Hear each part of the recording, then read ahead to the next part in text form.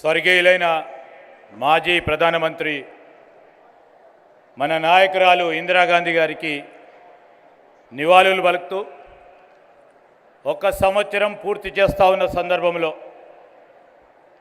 మేమిచ్చిన ప్రతి వాగ్దానాన్ని పూరించే బాధ్యతలో కాంగ్రెస్ పార్టీ ప్రభుత్వం ముఖ్యమంత్రి రేవంత్ రెడ్డి గారి నాయకత్వంలో అదేవిధంగా ఉప ముఖ్యమంత్రి బట్టి విక్రమార్క గారు సహచర మంత్రివర్గ సోదరులు సోదరిమల్లు మా శాసన సభ్యులు శాసన మండలి సభ్యులు గౌరవ పార్లమెంట్ సభ్యులు అటువైపున్న మా అక్కలు చెల్లెలు నిరంతరం కాంగ్రెస్ పార్టీ ఇచ్చిన ప్రతి వాగ్దానాన్ని పూరించే ఆలోచన చేయాలని మా కాంగ్రెస్ పార్టీ మిత్రులకి వేదికపై ఆసీనులైన అధికారులకి పాత్రికేయ మిత్రులందరికీ నమస్కారం తెలియజేస్తూ ఈరోజు మీ అందరికీ ఒకటి మనవి చేస్తూ ఉన్నాం.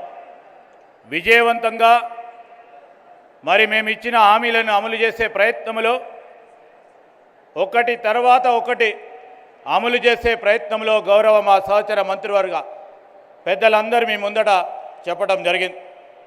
రాబోయే కాలంలో మేము ఇచ్చిన ప్రతి వాగ్దానాన్ని మేము చెప్పిన ప్రతి హామీని ఈరోజు ఆర్థిక వ్యవస్థ సరిగ్గా లేకున్నా ఆనాటి ప్రభుత్వం అనేక తప్పులు చేసి గాడి తప్పించిన ఆర్థిక వ్యవస్థను దారిలో పెట్టే ప్రయత్నం చేస్తూ ఉన్నాం.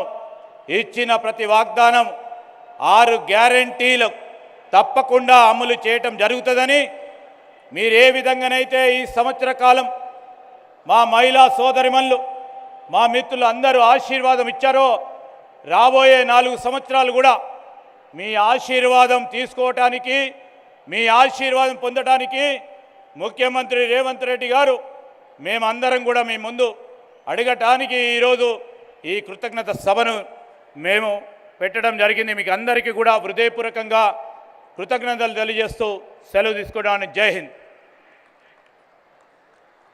ధన్యవాదాలు సార్. గౌరవనీయులైన డిప్యూటీ సీఎం మల్లు భట్టి విక్రమ గారి సందేశం కోసం మనమంతా ఎదురు చూస్తున్నాం. I request honourable deputy CM గారు ఫర్